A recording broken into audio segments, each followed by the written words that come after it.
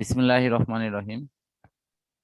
আমাদের অনলাইন শিক্ষা কার্যক্রমে মাধ্যমিক শ্রেণীর জীববিজ্ঞানের অষ্টম অধ্যায় রেচন প্রক্রিয়া, এই অধ্যায়টি নিয়ে আজকে আলোচনা করব।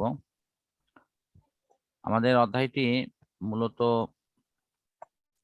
আমাদের কিডনি কেন্দ্রিক আলোচনার মধ্য দিয়ে এটি কেন্দ্রীভূত থাকবে। এই আলোচনার পরিশেষে আমরা যে বিষয়গুলো জানতে পারবো সেটা হলো মানবদেহে রেচনের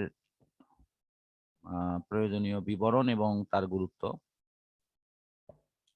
রেচনে অংশগ্রহণকারী অন্যতম একটি প্রধান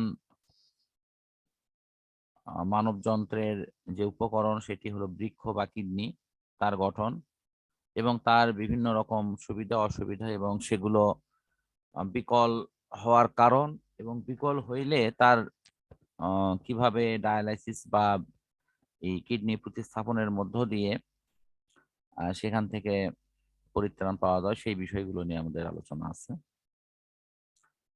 তো এর পাশাপাশি আমাদের এই বিষয়ে সচেতনতা সৃষ্টি করা, যে মরণোত্তর কিডনি দান করা এবং বৃক্ক বা মূত্রনালীর সুস্থতা রক্ষায় করণীয় কি, সেগুলো বিষয়ে আমাদের এই আলোচনায় থাকবে ইনশাল্লাহ।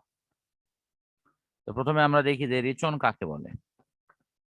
আমাদের শারীরবৃত্তীয় প্রয়োজনে আমরা যে খাদ্যগুলো গ্রহণ করি, এই খাদ্যের একটি পাচ্য অংশটি শরীরের রক্তের সাথে মিশে সারা দেহের মধ্যে ছড়িয়ে পড়ে, বাট যে অংশটি আমাদের পাচ্য বা হজম হলো না, সেই অংশটি কিন্তু বর্জ্য পদার্থ হিসেবে বাহিরে নিষ্কাশিত হয়। যে তন্ত্রের মাধ্যমে এই পদার্থগুলো, যেগুলো অতিরিক্ত পানি, লবণ, জৈব পদার্থগুলো থাকে, সেই পদার্থগুলো নিষ্কাশিত হওয়ার এই পুরো প্রক্রিয়াকে বলা হয় হলো রেচন। রেচন প্রক্রিয়াটি যদি কন্টিনিউ না করে তাহলে আমাদের শরীরে এই বর্জ্য পদার্থগুলো এক ধরনের বিষাক্ত পদার্থ হিসেবে জমা হবে এবং শরীরকে খুব দ্রুত অকেজো করে ফেলবে। আমরা রেচন পদার্থ হিসেবে মূলত নাইট্রোজেন ঘটিত যে বর্জ্য পদার্থগুলো, এগুলোকেই বুঝে থাকি। আমাদের এখানে একটু বুঝতে হবে যে বিষয়গুলো, খাদ্য হজম হওয়ার পর কি হচ্ছে। খাদ্য হজম হওয়ার পর আমাদের আমিষ জাতীয় খাদ্য উপকরণগুলো অ্যামাইনো অ্যাসিডে পরিণত হয়। সেই অ্যামাইনো অ্যাসিড ভেঙে ইউরিয়া এবং ইউরিক অ্যাসিডে পরিণত হয় যদি সেটা শরীরের প্রয়োজনের তুলনায় অতিরিক্ত থাকে, এবং সেগুলোর আবার প্রায় অধিকাংশই তোমার এই মূত্রের মাধ্যমে, কিডনি বা বৃক্কের মাধ্যমে এটি মানবদেহ থেকে বের হয়ে আসে। এখন আমাদের বিভিন্ন খাদ্য গ্রহণের উপর ভিত্তি করে মূত্রের অম্লতা অথবা ক্ষারীয় অবস্থা কিন্তু পরিবর্তিত হয়। যেমন এখানে লেখা আছে যে আমাদের ফলমূল যদি খাওয়া হয় তাহলে মূত্রের অম্লতা কিন্তু বৃদ্ধি পায়। আমিষ জাতীয় খাদ্য খাওয়ার পরেই কিন্তু এই অম্লতাটা বৃদ্ধি পাবে। অন্যদিকে ফলমূল এবং তরিতরকারি এগুলো যদি বেশি খাওয়া হয় তাহলে ক্ষারীয় অবস্থা কিন্তু তৈরি হবে। কারণ আমিষ জাতীয় খাদ্য থেকে ইউরিয়া এবং ইউরিক অ্যাসিড গুলো এর অম্লতা বৃদ্ধি করে, আর ফলমূল এবং তরিতরকারির অংশ থেকে থাকে ক্ষারীয় অংশ, সেগুলো মূত্রকে ক্ষারীয় করে।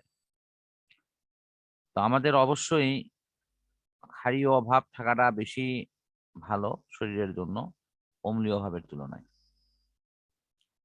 এখন আমরা দেখবো যে এই বৃক্ক বা কিডনি এটি কোথায় অবস্থিত এবং তার মূল গঠনটি কি রকম। এখানে আমাদের দেখতে অনেকটা হাত পাখার মতো মনে হবে, এই লম্বচ্ছেদ করা হয়েছে এটি।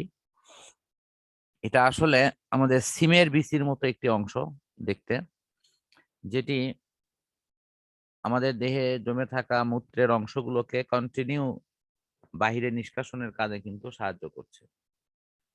আমাদের আগে প্রথম ভাবতে হবে যে এই যে দেহ থেকে যে মূত্রের অংশটা এ জন্মের পর থেকে বের করে দিচ্ছে, প্রশ্ন হলো যদি এটি কন্টিনিউয়াসলি করা না হয় তাহলে কি হতো। আমাদের শরীরে ক্রমান্বয়ে রক্তের ভিতরে এই অতিরিক্ত পদার্থগুলো জমে রক্তকে ক্রমান্বয়ে দূষিত করে ফেলতো, ফলে রক্ত তার যে কর্মক্ষম অবস্থান সেটি কিন্তু কন্টিনিউয়াসলি ড্রপ করত, এবং এই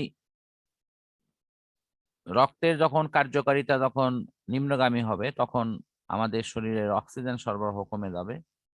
শরীরের রক্তের অন্যান্য যে ভূমিকাগুলো আছে, খাদ্য পরিবহন থেকে শুরু করে বিভিন্ন অংশের সমন্বয় সাধন, সেগুলো ক্রমান্বয়ে কার্যকারিতা হ্রাস পাবে। সবচেয়ে বড় যে অসুবিধাটি হবে সেটি হলো শরীরের এই রক্ত রসের মধ্যে থাকা পানির অংশটি দূর না হওয়ায় আস্তে আস্তে শরীর কিন্তু আমাদের ফুলে যাবে। তো এই অসহনীয় পরিস্থিতি থেকে বাঁচার জন্য মহান আল্লাহ তাআলা আমাদের সাথে দুইটি বিশেষ যন্ত্র সংযোজন করেছে। যদিও ডাক্তাররা বলে যে একটি যন্ত্র সচল থাকলেও এই কাজটি সুন্দরভাবে করা সম্ভব, তারপরও একটি যন্ত্র উপর চাপ কমানোর জন্যই এবং নানা রকম সহযোগিতার জন্যই আমাদের আসলে দুটিই থাকা উচিত। এই দুটি কিডনি যাতে ভালো থাকে এই বিষয়ে আমাদের এই অধ্যায়ের মূল সচেতনতা আমাদের সৃষ্টি করতে হবে পড়ার মধ্য দিয়ে। তো সুতরাং আমরা দেখব ফার্স্ট এই কিডনির গঠনটি কি রকম। এখানে আমরা দেখতে পাচ্ছি যে কিডনির মধ্যে যে অংশগুলো থাকে, একটি দেখো লাল কালারের তোমরা নিশ্চয়ই অংশ দেখতে পাচ্ছ। এই অংশটি থাকার অর্থ হচ্ছে এইখান দিয়ে রক্তগুলো তোমার ইন করে, এই দিক দিয়ে রক্ত কিন্তু আসতেছে। আর আউটার যে অংশগুলো এই দিক দিয়ে কিন্তু রক্ত বের হচ্ছে। তার মানে রক্ত কিন্তু একটা দিয়ে তোমার ঢুকবে, অর্থাৎ ধমনী দিয়ে ঢুকবে এবং শিরা দিয়ে বের হবে। এটা হলো মূল অপশন, এই জন্য কালার দুটো আলাদা করে দেওয়া হয়েছে।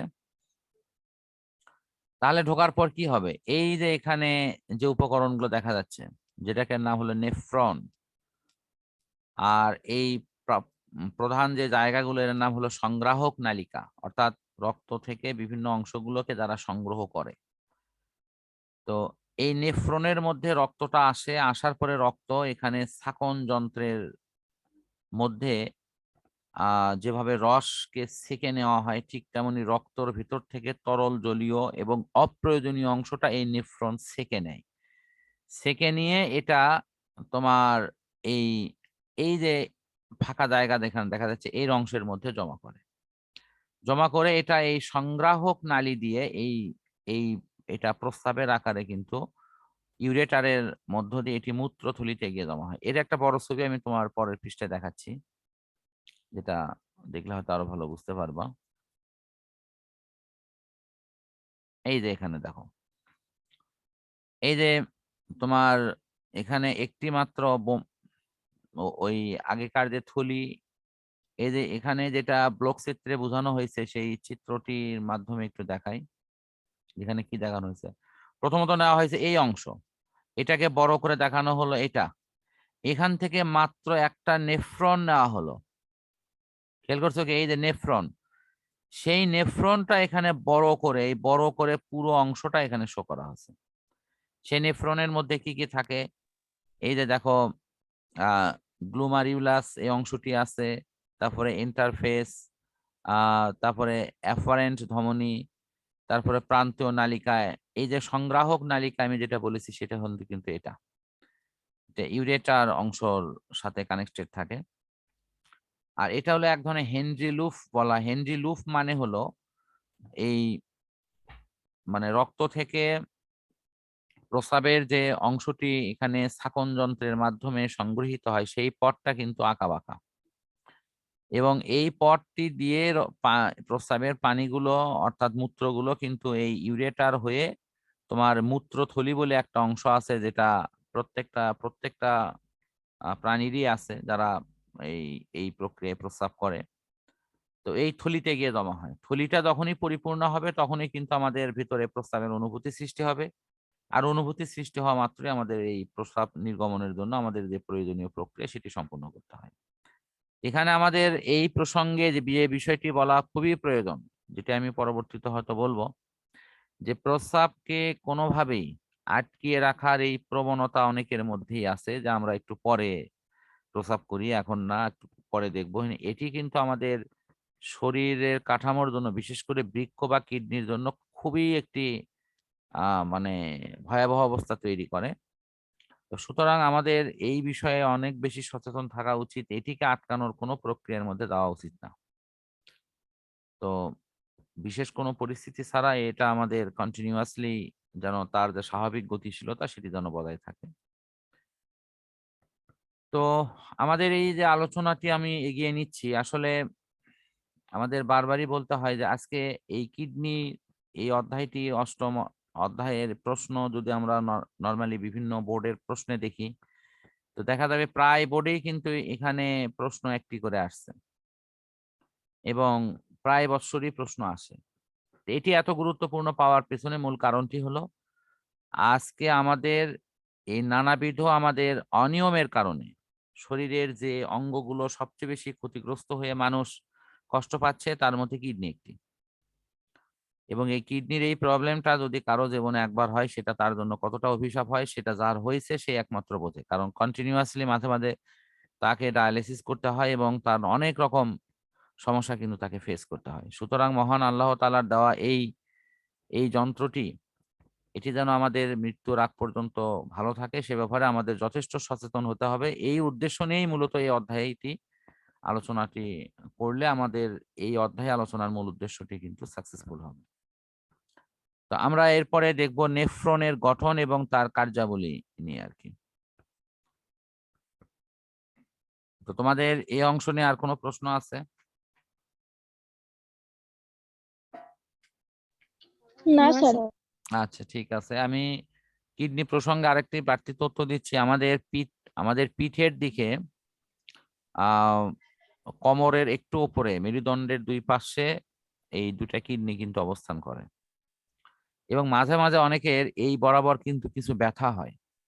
এটা খেয়াল করতে হবে, এটিকে কখনোই নর্মাল ব্যথা অথবা সাধারণ কোনো ব্যথা মনে করে এটি থেকে মানে দূরে থাকা উচিত না। এগুলো আমাদের খুব কঠিনভাবে খেয়াল করতে হবে এবং এই ধরনের কোনো প্রবলেম কখনো শো হলে অবশ্যই আমাদের উপযুক্ত বিশেষজ্ঞের মাধ্যমে পরামর্শক্রমে আমাদের প্রয়োজনীয় চিকিৎসা গ্রহণ করা উচিত। তা আমি এখন এই নেফ্রন অংশটি নিয়ে পরের টপিকসে ইনশাল্লাহ আলোচনা করব। আমাদের কিডনির প্রাথমিক আলোচনাটি এখানে সমাপ্ত করছি।